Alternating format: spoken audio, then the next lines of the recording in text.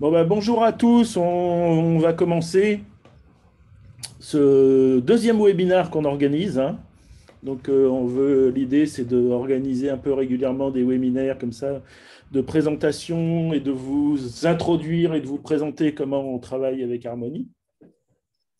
Donc, moi, pour ceux qui ne me connaissent pas, bon, certains me connaissent, je vois, mais d'autres pas forcément. Je suis Mathieu Sarrazin, je suis le représentant de Canopéa Formation, donc, qui est un organisme de formation qui propose des formations sur les logiciels de Toon Boom, Storyboard Pro et Harmony. Et on organise régulièrement des sessions de formation sur, soit juste sur la partie animation, soit sur la partie rigging, soit sur la partie compositing. Et Nathalie Lachimi, qui est avec nous aujourd'hui, est justement la formatrice qui donne les formations sur le compositing et à qui j'ai demandé de nous faire une présentation et de nous montrer comment elle travaille et qu'est-ce qu'elle présente et comment on fait du compositing avec le logiciel Toon Boom d'Harmony. Alors, je suis aussi le représentant de Toon Boom en France. Hein, donc, ça veut dire quoi? C'est l'agent commercial, c'est celui qui représente la société, puisque Toon Boom étant basé à Montréal, au Canada, avec toute l'équipe de développement, a des représentants dans chaque pays pour intervenir dans les studios, faire du support, former les équipes et vendre le logiciel dans les différents studios. Voilà. Écoutez, je vais laisser la parole à Nathalie qui va partager son écran et nous montrer un peu le logiciel. Vous pouvez évidemment converser, taper des questions et tout. Et puis, de toute manière, après cette présentation, on se laissera aussi quand même 10 minutes, un quart d'heure, hein, suivant les questions que vous avez. N'hésitez pas, on essaiera de répondre un maximum après. Voilà, à toi Nathalie. Ok, merci. Donc je vais partager mon petit écran.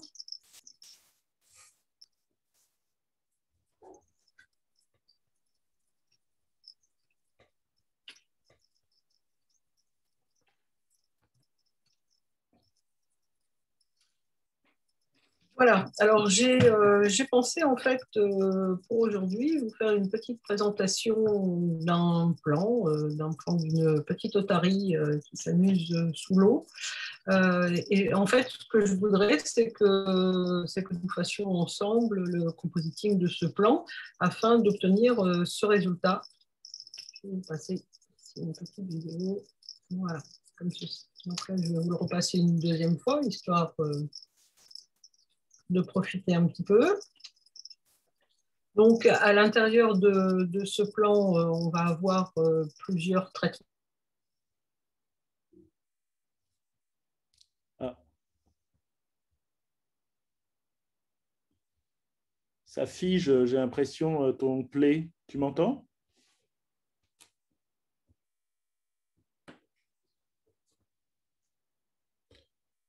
Nathalie, j'ai l'impression que ça frise. Ça a frisé chez toi. Est-ce que tu as perdu la connexion ou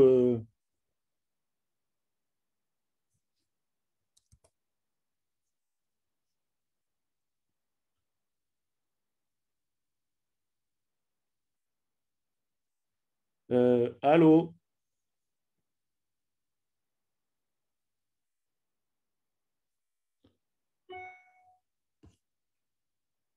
On a perdu Nathalie.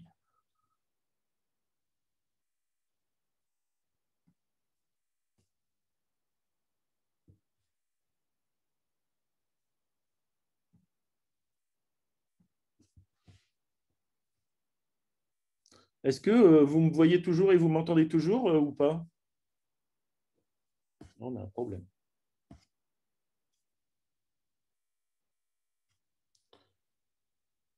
Voire les réutiliser dans les plans suivants de façon à être raccord, mais également dans d'autres plans et de repartir de cet effet pour pouvoir en générer un autre plus rapidement et facilement. Voilà. Alors, Ce qu'on va déjà commencer à faire, c'est je vais vous présenter juste très très rapidement l'interface au cas où vous ne connaissiez pas Toon Boom. En fait, ça c'est on a des interfaces un petit peu différentes selon le poste que l'on va occuper à l'intérieur du logiciel. Là, pour nous, le compositing, on va avoir essentiellement besoin de la caméra. On va avoir besoin ici au centre de quelques fenêtres avec une vue de dessus, par exemple, pour pouvoir faire notre multiplan. On pourra éventuellement avoir besoin parfois de retoucher un dessin, donc on aura besoin de la fenêtre de drawing. Mais ce qu'on aura besoin surtout ici sur la droite, ça sera notre node view, puisqu'en fait, Toon Boom est un système nodal. Et en compositing, on s'en sert énormément. On se sert également de la timeline qui est présente ici. D'ailleurs, je vais switcher assez régulièrement entre la node view et la timeline. Vous verrez qu'elles sont en interaction l'une et l'autre. Donc, quand on travaille dans la timeline ou à l'intérieur de la node view, eh bien, tout va s'opérer en parallèle. Par contre, c'est vrai que les effets sont très faciles à mettre en place à l'intérieur de la node view et du coup, c'est beaucoup plus visible au niveau du compositing. C'est pour ça qu'on utilise essentiellement la node view. Alors, au niveau de ma mise en place, au niveau de mes différents calques de décor, bien là ici, j'ai un petit display. Alors, qu'est-ce que c'est que le display? C'est ce qui va être le visualiseur qui va nous permettre de voir ce qu'il y a à l'intérieur de notre fenêtre. Donc là, ici, je vais venir prendre mon display. Si je me mets, par exemple, en display BG, vous voyez ici, il s'appelle display BG, eh bien, je vais voir tout ce qui va correspondre au décor. Donc là, je vais venir me placer. Je ne verrai plus ici ma petite otarie. Je ne verrai que mon décor. Pour le moment, on va travailler dans cette vue ici avec la petite fleur en noir et blanc qui est la vue OpenGL, qui est une vue qui est rapide et qui nous permet donc de travailler facilement sans avoir à calculer un rendu. Par contre, une fois qu'on fera un effet, il faudra passer directement ici sur la vue Render View qui nous fera un petit calcul. D'ailleurs, vous voyez là ici sur le côté, vous avez un petit rendu qui se fait en automatique. Donc là, ici, on va venir se placer à ce niveau-ci. Je vais prendre ici la vue top. Alors pour pouvoir, au cas où vous avez le logiciel et vous voulez afficher la vue top, si vous ne l'avez pas, eh bien, il faut faire le petit plus ici et vous allez venir prendre la vue top à ce niveau-là. Une fois que vous avez pris la vue top, vous allez pouvoir, donc ça c'est la représentation ici de la caméra, là ici c'est l'axe 0, 0, et ici vous allez trouver ici tous les différents calques. Vous voyez, une fois que j'ai cliqué sur un calque, eh bien, il va venir s'afficher ici dans la node view, mais il s'affichera également, il se surlignera ici dans la timeline. Donc là je sais que je vais travailler sur mon premier plan qui est ici affiché en rose. Alors, si je veux venir le placer près de la caméra, j'ai deux possibilités où je vais venir le prendre ici avec l'outil de déplacement et je vais le rapprocher ici comme ça de la caméra, mais vous voyez que plus je vais le rapprocher, plus il va grossir. Il va avoir cette possibilité-là. Maintenant, j'ai également la possibilité avec l'outil ici, le Maintain Size, qui se situe à ce niveau-là. Ce sont des outils avancés dans Toon Boom. Lorsque je viens dans le Maintain Size, eh bien, je vais pouvoir me rapprocher de la caméra, mais si vous voyez ici que je m'approche, eh bien, en fait, mon calque ne se modifie pas du tout au niveau de sa taille. Il a juste une valeur de Z qui va lui être propre et un petit peu plus rapproché par rapport à notre caméra. Et justement, ce qui est bien, c'est que ça nous intéresse, puisqu'en fait, on veut donner ce sentiment de calque plus proche, d'éléments plus proches de la caméra. Alors là, on va faire un petit peu la même chose avec différents calques. Donc là, je vois qu'il est un petit peu en rose affiché. Ça va être mon calque de fond. Je vais venir le replacer comme ceci. Et je fais alors une chose très importante, lorsque je mets en place comme ça mon multiplan, je fais très attention à ne pas être en mode animation. Donc le mode animation est ici. Si je suis en jaune, le petit bonhomme jaune, ça sera Animate Current Frame, ça sera pour créer des clés. Et si je suis en Animate Off, eh bien, je pourrais me déplacer, placer des valeurs X, Y et Z sur mon calque sans forcément créer de clé. Donc ça, c'est très important hein, pour éviter d'avoir à animer pour le moment. Donc là, je vais venir lui donner, alors je fais un petit peu en aléatoire. Après, il sera toujours temps de venir replacer les différents éléments. Alors, vous voyez, par exemple, celui-ci, le calque, bien peut-être que j'ai envie de le réduire un tout petit peu au niveau de sa taille. Donc là, dans ce cas, je ne vais pas prendre le maintain size qui est ici, je vais prendre l'outil de déplacement et puis je vais venir le reculer comme ceci, par exemple, ou l'avancer, etc. Donc après, je vais pouvoir venir changer à la fois la taille hein, et également le placement de mon calque. Ensuite, donc là, je vais reprendre mes petits maintain size. Je vais venir replacer ici mon élément. Donc, je fais très attention parce que si je viens replacer devant, eh bien, il va passer au-dessus de mon sol. Donc, ce n'est pas du tout ce que je veux. Donc là, je vais venir le placer comme ceci. Ensuite, je vais avoir ici le mât. Alors, tout ce qui est ici, overlay ou sol, ainsi que les reflets au niveau du sol, tout cela, je peux les garder sur un même axe. Donc, je vais garder l'axe 0. Je trouve que c'est ce qu'il y a de plus intéressant. Et ensuite, je vais venir placer ici au premier plan mon élément. Voilà. Donc là, maintenant que j'ai placé mes différents calques, hein, eh bien, je vais pouvoir venir faire mon petit mouvement de caméra. Alors, mon mouvement de caméra que je replacerai par la suite, hein, bien sûr. Là, je le fais, je vous rappelle, mais normalement, il est déjà existant. Donc là, j'ai déjà une caméra à l'intérieur. Donc là, la caméra, vous remarquerez dans Toonboom, elle n'est accrochée à rien du tout. Elle est complètement indépendante. Donc, vous la laissez comme ceci. Et pour pouvoir venir ensuite lui créer une trajectoire, eh bien, dans Toonboom, on a des outils qui sont utilisés pour aussi bien resizer que pour faire des rotations ou que pour faire des déplacements. Ce sont des nodes qui s'appellent des pegs. Donc là, les pegs, hein, je vais, avec un petit raccourci, faire un CTRL-P.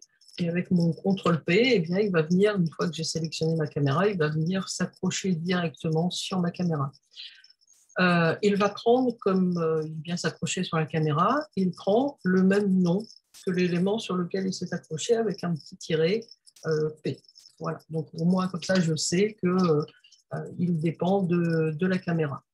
Alors, comme je vais vouloir faire un mouvement de caméra, je ne vais plus rester ici en mode Animate Off, mais je vais passer directement en Animate Current Frame de façon à pouvoir venir créer des clés. Et là, vous voyez qu'une fois que j'ai activé ou désactivé, quand je suis en Off, eh bien, quand j'ai sélectionné mon PEG, il est rouge. Et lorsque je passe en Current Frame Animation, je passe en jaune. Donc là, au moins, je sais que je vais pouvoir créer une clé.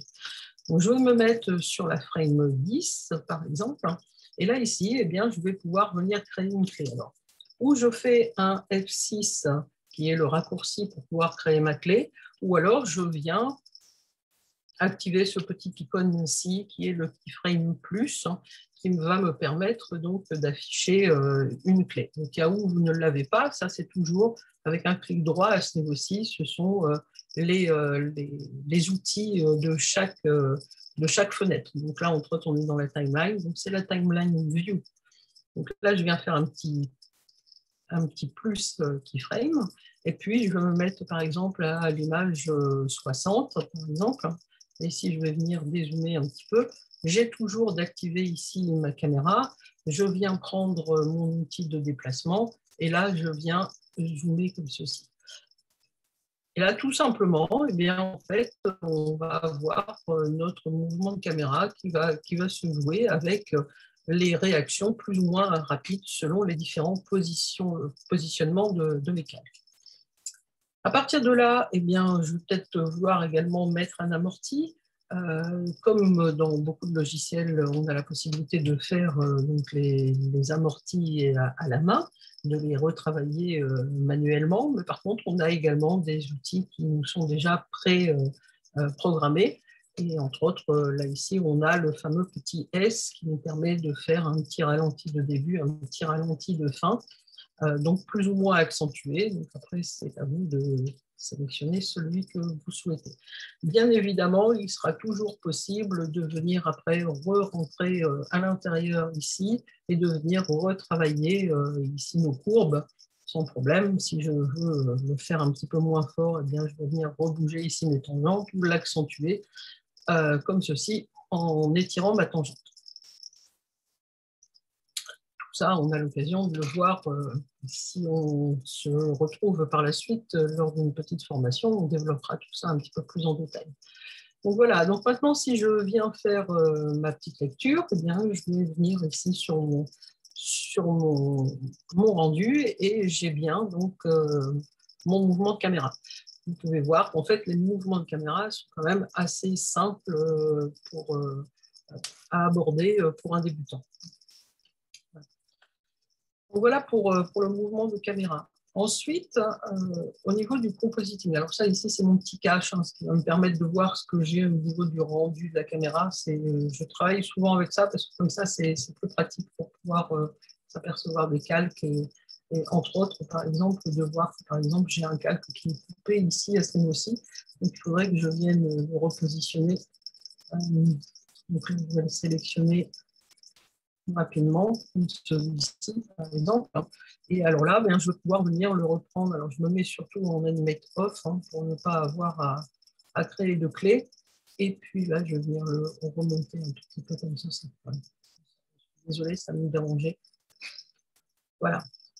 Donc, voilà, je vous montre juste au cas où j'étais resté en mode animation. Si j'étais venu reprendre mon calque et que, par exemple, celui-ci, et que je l'avais déplacé comme ceci, et bien voilà ce que ça ferait. Ça me créerait ici une clé. Et ça, c'est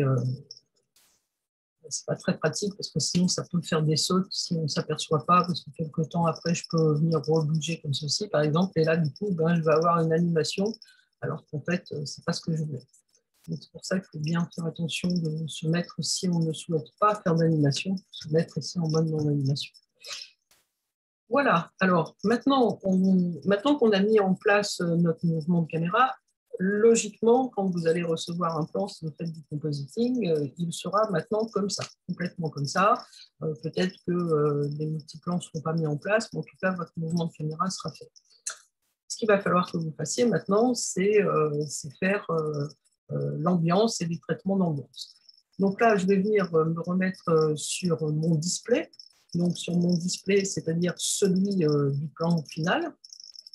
Alors que tout à l'heure, on était ici pour n'afficher que le décor. Et bien là, maintenant, je vais avoir à la fois le décor, mais également l'animation.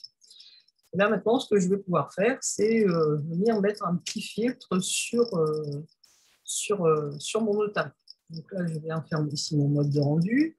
Je viens regarder où se situe mon Otari. Et là, ce que j'ai au niveau de mon Otari, je vais d'ailleurs venir jeter un petit coup d'œil comme ceci. Voilà, là, je peux venir voir que je vais avoir, à un moment donné, j'aurai une patte de l'Otari. Ensuite, ici, j'ai le coquillage. Et ici, j'ai bien mon Otari avec sa patte arrière, comme ceci. Donc là, maintenant, je vais venir mettre sur l'ensemble. En fait, là, ici, j'ai un composite. Et le composite, c'est quoi? C'est ce qui va me permettre d'associer différents éléments. Là, on peut voir que l'on a donc la patte arrière avec le coquillage et l'Otari qui se situe sur un composite qui s'appelle le composite anime. Eh bien, si j'ouvre ici ma petite fenêtre, je vais même l'étirer un petit peu plus et vous mettre sur un mode de rendu plus défini, et bien là, on s'aperçoit qu'on a l'Otari complète avec sa patte et avec le coquillage. Au cas où j'enlevais, par exemple, du composite le coquillage, eh bien, j'aurais le coquillage qui disparaîtrait. Donc là, on voit bien que c'est en fait une seule et unique image qui a été générée par 3 images différentes. Alors, par rapport à ça, maintenant, on va venir faire un petit traitement au niveau de cette anime-ci. Donc, pour ça, on va venir appeler des effets. Donc là, ici, j'ai en dessous de ma timeline, j'ai le node librairie qui va me permettre d'afficher, comme ceci, d'afficher tous les effets qui existent à l'intérieur de Toon Boom. Alors, les effets sont répertoriés comme ceci, mais ils sont également répertoriés ici par catégories, donc c'est plus facile pour pouvoir les retrouver. Et dans les filtres, il y a également des sous-catégories que l'on aura effectivement tous les blurs, les color correct, les notes qui permettent d'isoler, etc., etc.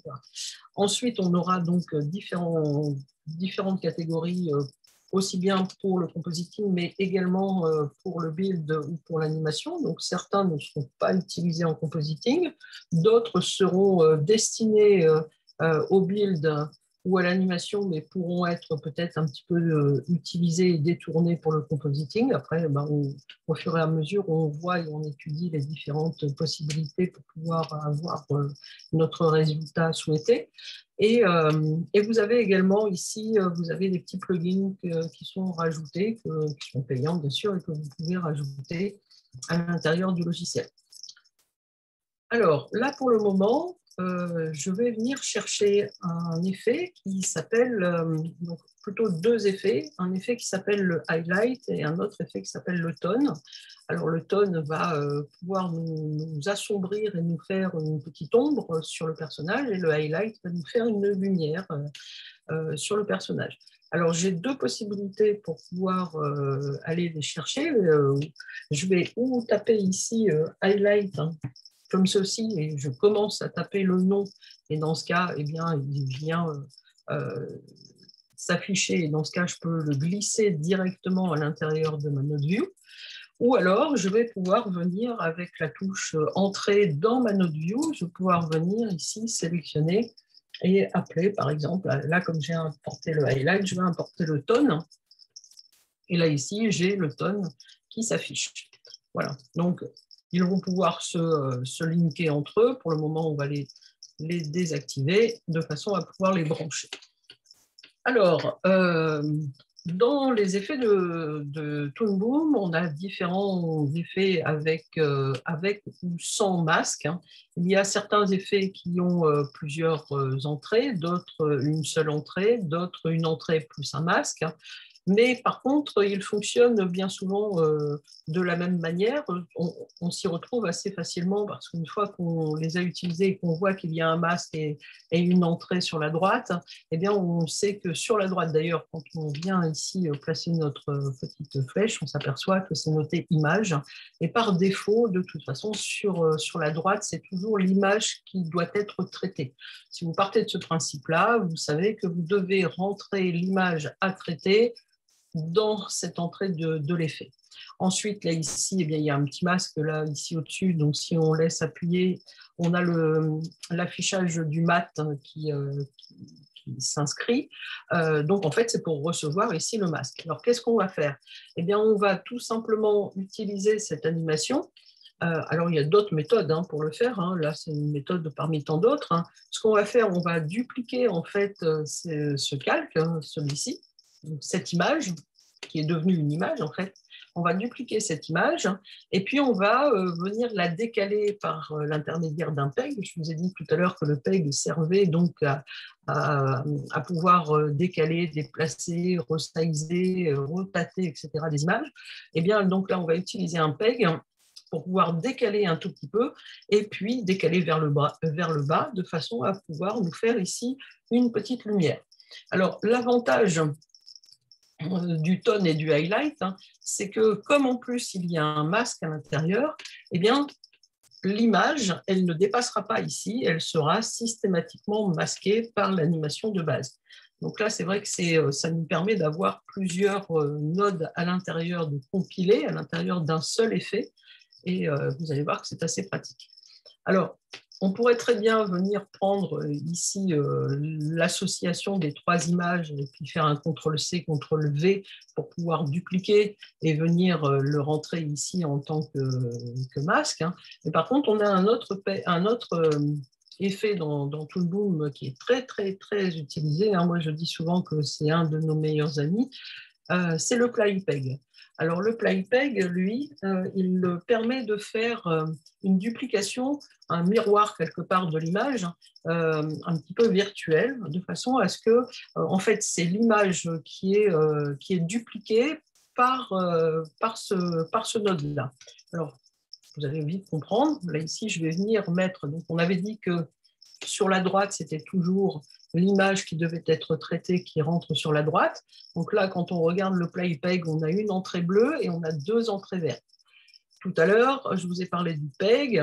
Quand on fait ici CTRL-P, vous apercevez que le node est de couleur verte. Dans Toon Boom, l'avantage, c'est qu'on a des codes couleurs. Donc, on sait que tout ce qui est vert va rentrer dans une entrée verte, tout ce qui est bleu va rentrer dans une entrée bleue, et surtout, tout ce qui est vert va nous permettre de faire des positionnements, et tout ce qui est bleu eh bien, concerne une image, donc attend une image ou un effet. Donc là, on va venir prendre ici notre animation, donc le résultat de notre image. Le résultat de notre image, c'est celui-ci. On va venir tirer, donc on va cliquer sur la sortie, on va venir le tirer et le rentrer à l'intérieur de notre PEG, enfin de notre entrée d'image.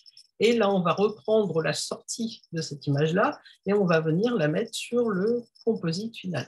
Donc là, on a un lien, on va venir copier cette image-ci, en fait, c'est ce qu'on est en train de le dire, de le copier, de le dupliquer pour le passer ici à l'intérieur de notre miroir pour pouvoir venir le recoller sur un composite en dessous pour faire une nouvelle image. Pour faire ceci, eh bien, là, pour l'instant, je ne vois pas de différence. Je ne vois pas de différence, sauf que, vous voyez, si je viens ici enlever ici mon image, eh ben, elle est toujours présente. Elle est toujours présente parce qu'en fait, elle passe par l'intermédiaire ici du miroir. Donc, le fait qu'on ne voit pas de différence, c'est pourquoi? C'est parce que l'image, comme elle est dupliquée au-dessus d'elle-même, elle se superpose et donc on ne la voit pas. Par contre, si on vient mettre ici un PEG au-dessus et que là, je viens avec un outil de déplacement, je viens prendre ici, je sélectionne mon PEG et je viens décaler un petit peu vers le bas, et bien là, vous allez vous apercevoir que j'ai bien deux images, puisqu'en fait, mon image est bien dupliquée et décalée. Donc là, je prends cet outil de PEG pour pouvoir venir décaler mon image et je vais donc demander par l'intermédiaire du highlight, je vais lui demander de me mettre ici une lumière, en fait, sur cette partie-ci. Comment je vais faire? Eh bien, on a vu que tout à l'heure, ici, c'était l'entrée de l'image, ici, c'est l'entrée du masque. Donc là, je vais venir rentrer mon image comme ceci. Alors, je pourrais très bien, parce que là, c'est avec un petit raccourci, je pourrais très bien venir prendre, linker ici sur le highlight. Le highlight, je le mets sur le composite. Et je prends le résultat ici de ma copie que je vais utiliser en tant que masque et que je vais venir rentrer à l'intérieur de mon highlight. Et là, de suite, eh bien, j'ai une résultante d'une lumière avec une petite ombre, sauf que je veux l'inverse.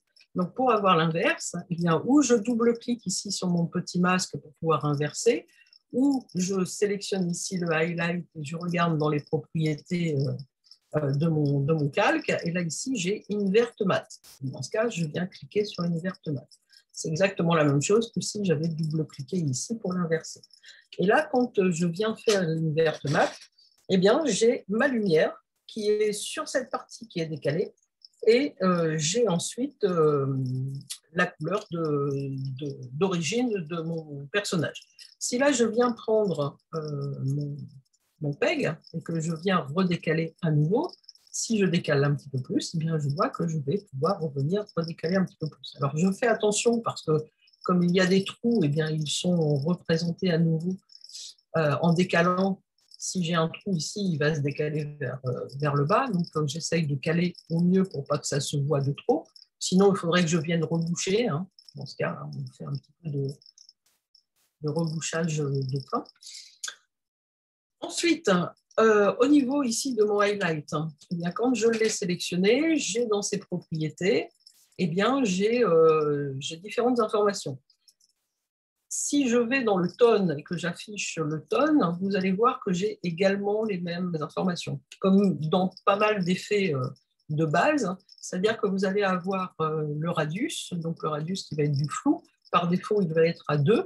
Maintenant, vous pouvez le mettre à 0 si vous ne voulez absolument pas de flou. Bien souvent, on met plutôt un 0,1, 0,2. Ensuite, vous allez avoir, donc, si vous voulez, alors par défaut, c'est du radial, mais vous pouvez choisir du directionnel. Ensuite, on va venir changer ici la couleur, donc c'est ça qui va nous intéresser, et on va changer également son intensité. Donc là, je reviens ici sur mon highlight. Sur mon highlight, je vais vouloir prendre une couleur un petit peu plus adéquate avec le plan.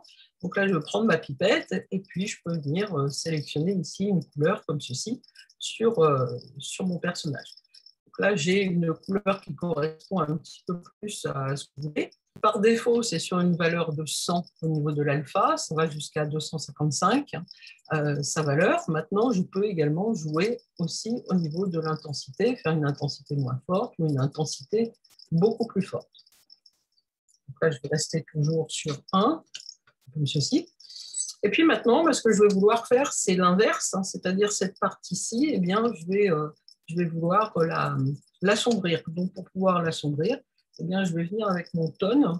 Et là, dans ce cas, je vais venir, alors, très important, je vais repartir du résultat parce qu'en fait, ça, c'est l'association de cette image-ci par l'intermédiaire de celle-ci traitée par l'effet. Donc, j'ai ici une nouvelle image. Si vous remarquez là, ici en dessous, je vais vous la remettre également en mode rendu complet. C'est également la même image, sauf que là, on a bien ici le petit halo de lumière. Si je repartais de mon tone et que je revenais ici sur cette image et que je refaisais la même chose, c'est-à-dire mon masque en duplication avec mon tone et que je venais remettre sur mon composite, eh bien là, je perdrais en fait, parce que je viendrais ici écraser à nouveau la même image. Donc en fait, je perdrais l'information que j'ai prise au départ. Donc ce qu'il faut faire, c'est repartir du résultat avec l'effet et de re-rentrer, puisque ça c'est du coup une nouvelle image, et je vais re-rentrer ici dans mon tone. Et en faisant ça, eh bien là maintenant, je garde bien toujours les valeurs de lumière que j'ai créées auparavant dans mon highlight, mais maintenant je vais pouvoir également traiter mon tone. Alors le tone là maintenant, je vais pouvoir venir reprendre, vous voyez, j'ai exactement les mêmes valeurs, donc du radius, etc. Là, je vais pouvoir venir prendre peut-être une petite ambiance un petit peu plus verdâtre, par exemple, ou peut-être un petit peu moins quand même, parce que là, du coup, c'est peut-être un peu fort. Voilà, dans cette ambiance-là. Et là, maintenant, j'ai bien avec et sans. Alors, je vais recréer ici un composite, donc CTRL-H, Alt pour venir cliquer, glisser comme ceci. Et je vais mettre ici mon composite. Le composite, ça va être quoi? Ça va être cette image-ci plus cette image-ci qui donne celle-ci. Donc là, maintenant, j'ai quoi? Eh bien, au niveau du résultat, ici, vous voyez, j'ai une nouvelle image, mais cette fois-ci avec le traitement complet du tone et du highlight. Voilà. Donc là, maintenant que j'ai fait ça, on peut, au fur et à mesure, on peut rajouter autant de choses que l'on souhaite. C'est-à-dire que là, dans mon exemple tout à l'heure, c'est sur la vidéo que vous n'avez pas vue, je repasserai tout à l'heure à la fin, eh bien, vous voyez ici, j'ai des petits reflets au niveau du sol. Je pourrais très bien, donc les reflets, ils sont ici au niveau du sol, une grande lighting, vous voyez, ce sont ceux-là. Eh bien, je pourrais très bien venir dupliquer. Donc, on a vu que dupliquer, c'était avec quoi? C'était avec le PlayPeg. Donc là, je prends un petit PlayPeg que je viens replacer à ce niveau-ci. Et là, maintenant, je vais venir redupliquer ici mon animation, celle-ci. Et celle-ci, je vais l'utiliser cette fois-ci pour pouvoir venir remettre un petit highlight sur mon personnage. Donc, je vais reprendre ici un petit highlight. Ça, c'est juste pour vous montrer que c'est possible de rajouter, on peut rajouter toujours autant d'effets les uns au-dessus des autres. Donc là, je vais repartir, on a dit qu'on repartait de l'image à chaque fois, donc ça, c'est la résultante que j'ai eue avec mon tone et mon highlight. Donc je repars sur la droite, je retravaille cette image-ci. Je vais utiliser ici le PlayPeg, mais de la duplication de cette lumière. Donc là, pour l'instant, il n'y a pas grand-chose. On le voit un tout petit peu ici, mais pas grand-chose, puisqu'en fait, il est en bas. Il est plutôt bas par rapport à l'animation, mais va nous permettre de venir redécaler. Donc, je vais venir mettre ici un nouveau PEG et je vais pouvoir remonter en fait mon animation. Vous voyez que là, si je viens remonter ici cette animation, j'ai bien les petits reflets qui se jouent sur mon personnage. Donc là, je vais pouvoir venir reprendre ici une valeur. Je vais pouvoir changer également la couleur. Voilà. Donc là, j'ai un petit peu plus de couleur là-dessus. Et puis, je vais peut-être pouvoir venir ici augmenter peut-être même encore un tout petit peu ici, par exemple, mon intensité. Alors là, je le fais un petit peu fort. Je ne place pas bien, donc il faudra peut-être mettre une petite transpa ou ce genre de choses. Mais bon, je veux dire, là, pour l'instant, on a vraiment un petit résultat sympa. Alors, dans ce qu'on a fait tout à l'heure, eh bien, on a fait donc nos ombres et nos lumières. Ce qui serait bien, c'est de faire également la même chose, parce qu'ici, où on a un petit premier plan, ça serait sympa de faire la même chose. Donc, comme on a vu tout à l'heure, ça ici, c'est notre premier plan. Eh bien, on va venir mettre un tone. Alors, on pourrait très bien refaire ici avec le PlayPeg, revenir décaler, mais ce que je vais faire, je vais le faire un peu différemment. Je vais vous montrer qu'on peut le faire également en créant un nouveau dessin. Donc là, ici, je vais créer ici un nouveau drawing. Je vais appeler, par exemple, masque contre-jour, par exemple. Il faut penser à bien renommer vos calques. Vous verrez par la suite que vous serez content de les avoir renommés. Et puis, par rapport à ça, eh bien, là, je m'aperçois que j'étais venue aussi rentrer, j'avais des valeurs ici au niveau du Z, puisqu'en fait, si vous vous souvenez ici, au niveau du Z, je l'avais rapproché de la caméra. Donc, je vais essayer de garder ces valeurs-là, où je viens prendre et je copie ici l'information. Je peux très bien faire un copier ici, coller de l'information. Je peux très bien ici venir le lier directement, ou alors j'aurais rentré sur un PEG et j'aurais accroché là ici mon PEG directement sur les deux et j'aurais mis l'information au niveau du Z sur les deux éléments. Après, ce sont différentes méthodes qui peuvent se jouer. Maintenant que j'ai ici créé mon masque, eh bien, je vais venir à la première image. Je vais venir créer ici un nouveau drawing. Je vais afficher mon nouveau drawing qui est là. Je vais penser à l'exposer jusqu'au bout en faisant F5. Voilà. Et donc là, j'ai bien créé ici mon dessin sur la première et dernière image. Je vais prendre un outil donc, de dessin. En général, on conseille de souvent utiliser le crayon. Maintenant, pour pouvoir créer des petits drawings avec des masques, on n'est pas obligé de prendre le crayon. La brosse fonctionne très, très bien. Alors, cliquer, glisser va me permettre de prendre une certaine taille de pinceau.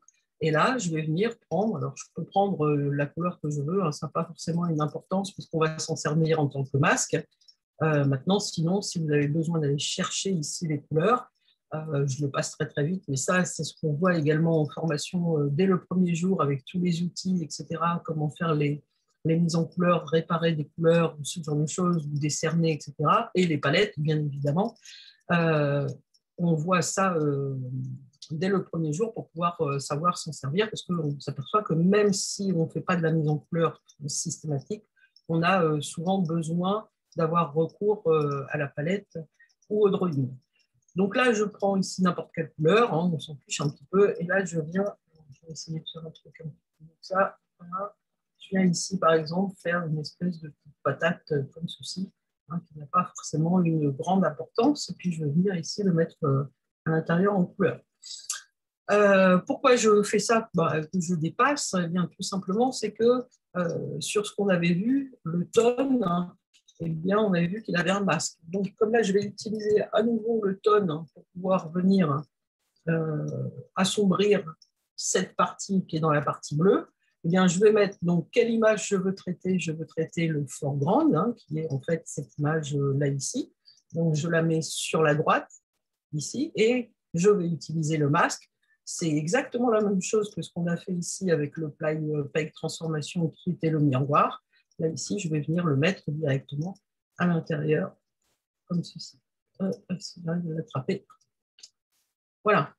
Et là, eh bien, tout de suite, on s'aperçoit qu'on a un résultat. Alors, pour l'instant, qu'il va falloir retravailler, hein, bien sûr, parce qu'il est beaucoup trop fort, mais on a un résultat déjà d'assombrissement en fait, de l'animation. Donc là, je vais peut-être pouvoir même me mettre ici peut-être à 30 au niveau du flou, de façon à ce que ce soit quelque chose d'un petit peu plus diffus.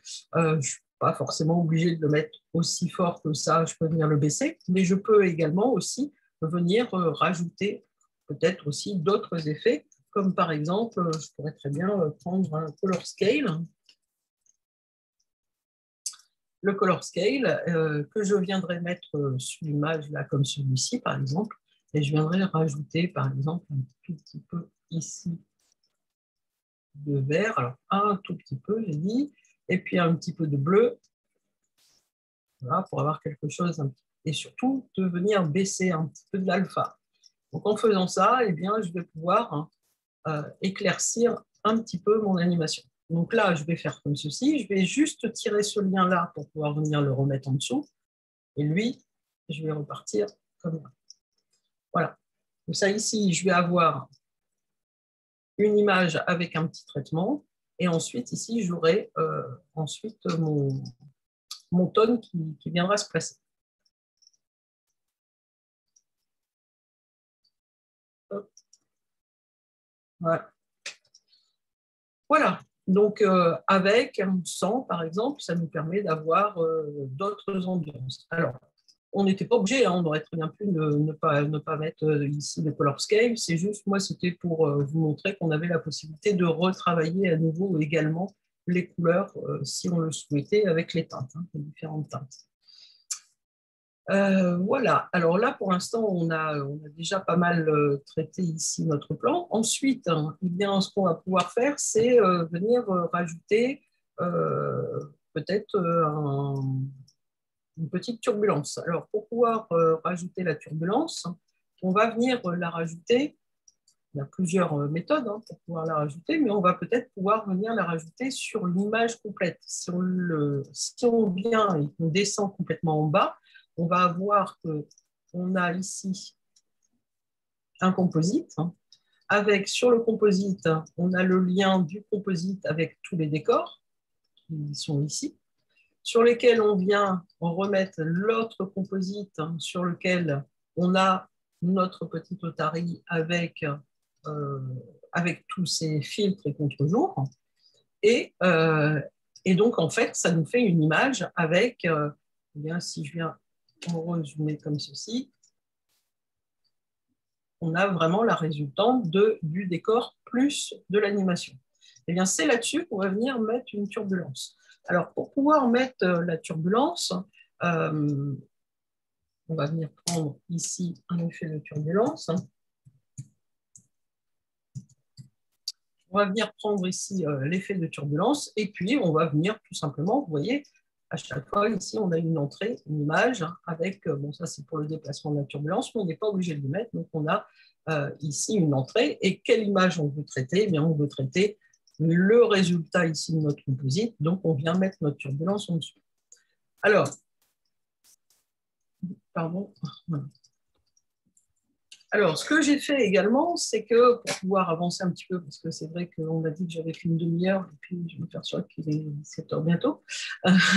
Donc, et je n'ai pas tout vu avec vous. Donc, ce que j'ai fait, c'est que je suis allée dans la librairie. Dans la librairie, j'ai créé un petit dossier dans lequel j'y ai mis quelques effets sur lesquels j'avais déjà mis des paramètres, de façon à vous montrer que l'on pouvait récupérer des effets. Donc là, ici, dans ma librairie, je suis venue mettre ici un turbulence haut. Donc, c'est exactement, si je viens le glisser comme ceci, vous voyez, j'ai un petit plus qui va s'afficher. Et bien là, vous voyez que c'est exactement la même chose que ce que je vous ai affiché il y a 2 secondes, hein, turbulence, sauf que là, il s'appelle haut. Pourquoi? Parce que je suis venu ici le renommer, hein, haut, par exemple. O démo, par exemple, parce que O, sinon il va me faire O1 si ça existe déjà, parce qu'il ne supporte pas qu'on ait deux nodes appelées pareil. Et voilà, et c'est exactement la même chose si je rentre ici dans les effets et que je rentre dans les effets ici, c'est exactement la même chose, les mêmes valeurs, sauf que Turbulence O a déjà ici des valeurs que j'ai rentrées, et surtout ici, au niveau de l'évolution, il y a déjà une évolution avec une petite animation qui a été faite avec une clé de début à 0 et une clé de fin à 15 au niveau de l'évolution. Donc, là, je vais passer assez rapidement sur l'explication de l'effet, mais par contre, du coup, avec Alt, je vais pouvoir venir rentrer sur mon effet et je vais avoir ma petite déformation qui va se faire au niveau du rendu et de mon effet que l'on sent ici un petit peu au niveau de notre animation. Voilà, comme ceci. Alors ensuite, ce que je peux faire également, c'est au niveau de mon petit personnage, lorsqu'il commence à tourner comme ceci, voilà cette image-ci.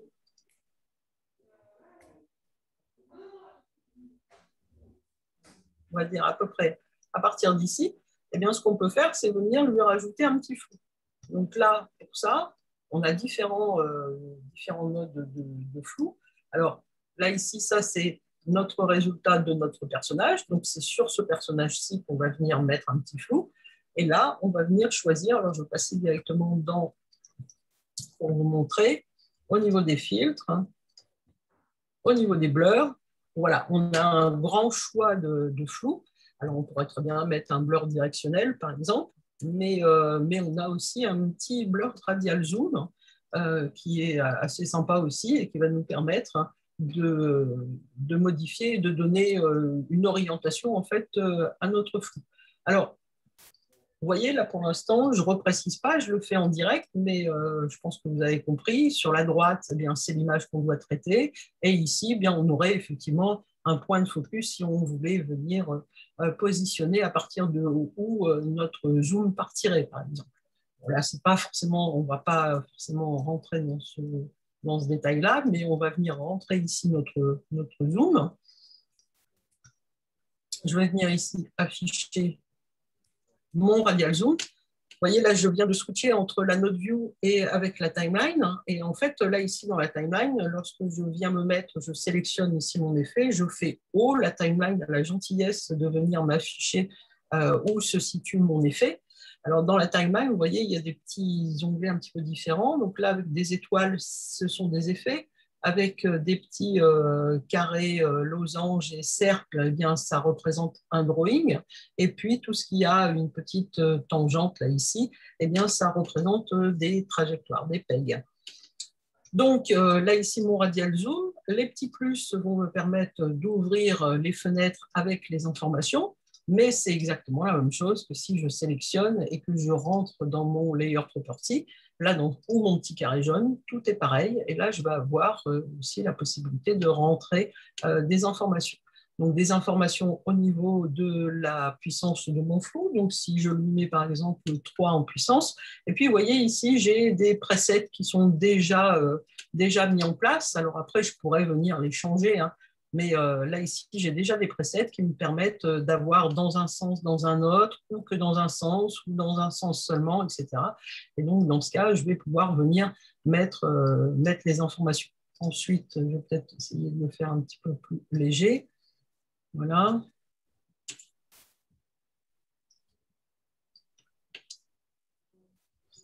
Voilà. Alors, ensuite, là, on voit que du coup, mon flou, il n'est pas du tout animé parce qu'il a une valeur de base, il a une valeur de 1.5 au niveau du flou.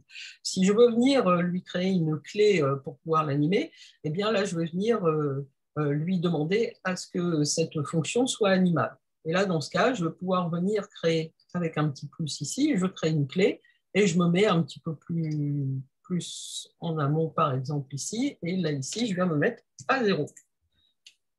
J'ai bien, avec ma petite trajectoire ici, avec la ligne entre les deux clés comme ceci, eh bien, je vais avoir une interpolation, hein, comme en animation. Si vous connaissez un petit peu les fonctions d'animation, donc boom, ça devrait vous parler. Donc là, je vais rester, par exemple, sur 1,5 jusque-là.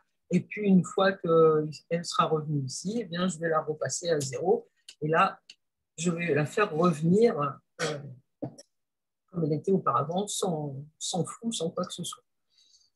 Dernière petite chose que l'on peut éventuellement faire, il y a encore plein de choses, mais je ne sais pas, Mathieu, tu me dis jusqu'où je peux aller et quand. Oui, on a on a plus beaucoup de temps si on veut après se garder quelques questions-réponses. Donc, mais là, c'est bien, tu nous as montré qu'on avait vraiment changé toutes les ambiances avec les tones, les highlights, les reflets, la turbulence, de pouvoir sauvegarder des effets, de les banquer, de les rajouter, ainsi de suite.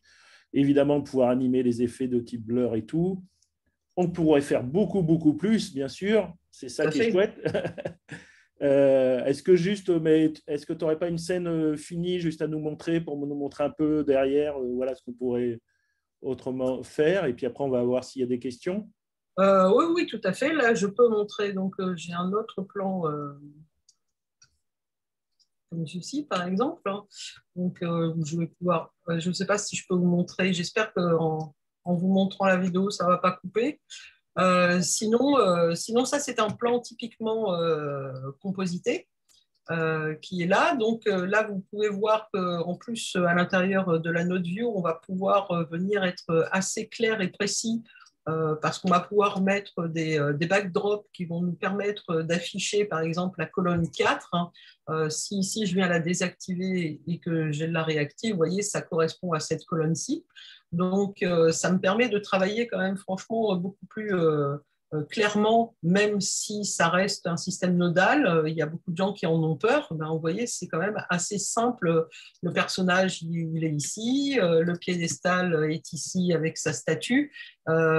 Et en fait, on peut faire également des groupes. Là, si je viens ici à l'intérieur de mon groupe, vous voyez, si je désactive ici, eh bien, j'ai mon effet qui est sur ma petite statue. Et qu'est-ce que j'ai d'indiqué? C'est groupe tone et highlight. Si je rentre à l'intérieur de mon groupe, eh bien là, c'est typiquement ce qu'on a vu tout à l'heure. C'est le highlight et le tone avec le peg apply. Le tout a été regroupé. Et ça a un avantage, c'est que là, si je fais un CTRL-C et que je vais dans ma librairie, et que là, dans ma librairie, je fais un CTRL-V, par exemple, je peux très bien l'enregistrer, ce groupe. Mais si là, je viens le supprimer comme ceci, par exemple, donc là, je n'ai plus du tout d'effet, eh bien, si je veux venir reprendre ici dans un autre plan, je peux venir le relier d'une seule traite, en fait, uniquement. Pourquoi? Parce qu'en fait, ici, ce lien qui vient là, ici, il va rentrer directement ici, et du coup, il va se rattacher tout seul au tone et au highlight. Et moi, je n'ai plus rien d'autre à faire. Si vous regardez, là, directement, mon effet a été refait en 30 secondes. Donc, c'est vrai que quand on travaille comme ça, c'est très pratique parce qu'une fois, il suffit de mettre en place sur le premier plan et ensuite, on peut gérer notre séquence. Alors après, il faut peut-être adapter un petit peu selon les plans, mais sinon, c'est vraiment très, très pratique. Donc, voilà, là, ici, ça, c'est un plan sur lequel on a fait également un multiplan. Donc, on a séparé. Donc, ici, on a, si on regarde au niveau du top, vous voyez, on a bien notre multiplan comme ce qu'on a fait tout à l'heure. Et lorsque je vais venir ici avec ma caméra, eh bien, je vais bien ressentir ici mon multiplan. Alors là, c'est en mode non rendu. Je vais vous le montrer par la suite, une fois qu'il aura été recalculé en mode render. Ensuite, dessus, ben, on est allé pousser la plaisanterie d'abord pour faire le traitement des flammes. Alors, le traitement des flammes, alors, je l'ai fait en amont, le traitement des flammes, mais où est-ce qu'il est? Il est là ici. Mais ce qu'il y a de pratique, c'est que je l'ai fait une seule fois. Donc là, ici, je suis venu dupliquer avec, alors si je les sélectionne, que là, ici, j'affiche, je peux voir ici à quoi ça correspond. Eh bien, je suis venu mettre des couleurs. C'est une seule flamme sur laquelle j'ai mis des couleurs complètement différentes. Donc ça, ben, je le montre quand on fait la formation de compositing, je montre les différentes méthodes pour pouvoir faire des feux. Et surtout, c'est qu'en fait, toutes ces flammes-là ont été mises en place avec un seul lien groupé. Et à partir de ce moment-là, eh bien, c'est exactement pareil. Je fais un CTRL-X, je n'ai pas de flamme de traité. Je viens la banquer dans ma librairie, je viens reprendre ma flamme, par exemple, et puis je viens la replacer et je viens la glisser. Et là, j'ai directement mon effet qui est fait. C'est-à-dire vraiment, en tout et pour tout, ce plan-là, le plus long va être à mettre le multiplan en place parce qu'après, tout le reste sera fait. Alors, bien sûr, il y a le petit halo qui a été rajouté là, ici, autour du personnage. Donc ça, c'est un compositing un tout petit peu plus poussé dans le sens où, si je rentre ici à l'intérieur, on a en fait on a un petit pompage de halo. Donc là, ici, vous voyez, c'est un petit halo à ce niveau-ci. que j'ai animé avec un PEG de façon à faire un grossissement de mon pompage et un petit décalage ici au niveau du pompage. Et ensuite, il vient se mettre avec des modes de fusion et des highlights, il vient se mettre sur le personnage de façon à venir toucher en fait une partie de ses cheveux, une partie de son bras, etc. Voilà, bon, ça c'est typiquement des plans qu'on fait ensemble lorsqu'on découvre le compositing. Et on en fait plein d'autres. Donc, bah, écoute, merci bien Nathalie pour toutes ces deux exemples de plans. Donc, effectivement, il y en a d'autres et il y a beaucoup de choses qu'on peut faire. L'intérêt aussi de pouvoir les banquer et ainsi de suite. Alors, est-ce qu'il y a des questions? Est-ce que des gens ont des questions à poser? J'en vois une qui demande est-ce que la caméra n'a pas besoin d'être attachée au décor? Donc, effectivement, Non. comme tu l'as montré, la caméra, elle est sur l'ensemble de la scène, elle n'a pas besoin d'être attachée et on attache juste un PEG à la caméra pour pouvoir déplacer la caméra. Oui, tout à fait. Ouais. D'autres questions? Allez-y, on a encore quelques minutes. Tout est clair pour moi. Bien.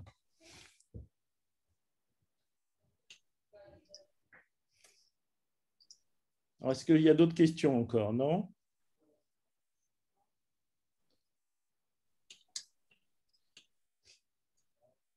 Peut-on appliquer des effets sur la ligne via le line art? Alors oui, oui, tout à fait. Ouais. Je réponds tout de suite. En fait, chaque élément, chaque layer, ça c'est une particularité d'Harmony. Donc, il y en a qui le savent déjà, mais chaque layer peut être décomposé entre la ligne, le line art et le color art. L'intérêt étant d'avoir séparé la ligne, le cerné et les couleurs. Et du coup, on peut appliquer un effet que sur la ligne ou que sur les couleurs, suivant ce que… Voilà, tout à fait. Et ça, c'est une force d'Harmony aussi.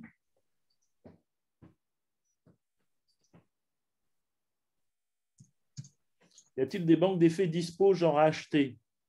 Alors, avec Harmony, il y a toute une série d'effets qui sont proposés. Dans la Node librairie, on en a un paquet. Et on peut aussi rajouter des plugins qu'on peut acheter, type les OpenFX de Saphir et autres.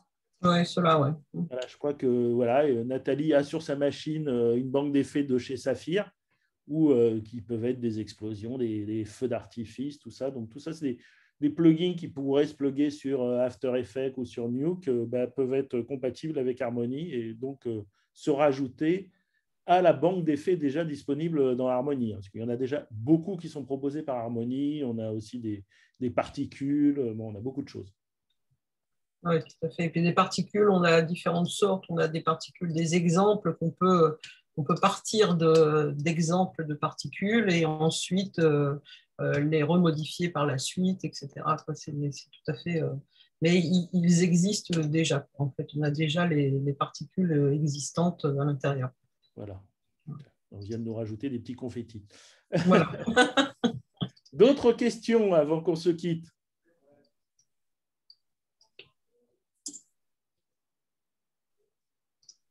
De toute manière, je reste… Alors, sont-ils déjà dans le soft ou les télécharger? Non. Dans le soft, il y a déjà tous les effets de Toon Boom. Après, ceux qui ne sont pas, qu'il faut télécharger et récupérer, c'est ceux que tu achèterais chez Saphir ou autre. Mais les particules, par exemple, sont des effets d'harmonie, donc ils sont dans le soft. Par contre, une chose qui est intéressante et qu'il faut savoir, c'est que grâce à la librairie, plus on va travailler sur Toon Boom et plus on va faire d'effets, plus on va les banquer, et bien plus on aura nous-mêmes. Moi, j'ai d'ailleurs une librairie énorme avec une banque d'effets que je garde et à partir desquels je repars, mais toujours à partir d'effets déjà existants dans Toon Boom. Oui, déjà que tout à l'heure, tes turbulences que tu avais mis pour être dans l'autre, tu as déjà trouvé le bon effet, la bonne turbulence est utilisée, tu la banques et tu la réutilises comme tu veux. C'est ça, ou les fixes de flamme qu'on a fait, par exemple. Là, je peux très bien mettre une nouvelle anime de feu, ça marchera très, très bien. Puisqu'en fait, là, pour l'instant, il n'y a que des effets dedans, il n'y a aucune animation là. Ce sont que des effets Toon Boom qui ont été traités et additionnés. Ok, écoutez, s'il y a encore après, moi, je suis toujours disponible. Hein, vous pouvez m'envoyer un mail, me téléphoner. La présentation a été enregistrée, donc je la mettrai sur notre chaîne YouTube et je vous enverrai un petit mot pour vous dire quand est-ce qu'elle sera disponible. Et puis, si certains sont intéressés à suivre une formation, je vous rappelle que les formations peuvent être prises en charge par l'AFDA si vous êtes sur le statut intermittent et que vous avez déjà bossé, vous avez le droit à des formations. Ça peut être pris en charge par Pôle emploi. Il y a différents systèmes de prise en charge. Il n'y a pas de souci. La formation de compositing, elle dure 5 jours. C'est dense, mais Oui. à la sortie des 5 jours, vous êtes apte et vous pouvez aller faire du compositing sur les différentes productions qui existent actuellement, que ce soit, voilà, il y a plusieurs studios actuellement qui cherchent des compositeurs, que ce soit chez Caribara, que ce soit chez Ellipse, qui a une prod qui va démarrer à la rentrée, ainsi de suite. Eh bien, voilà, bah, écoutez, on va se quitter. Hein. Merci à tous d'être restés jusqu'au bout et j'espère que nous nous reverrons. Ben, au plaisir de vous voir. Alors, Merci bien, Nathalie. Au merci revoir. Mathieu. Au revoir. Au revoir à tous. Je vais arrêter l'enregistrement.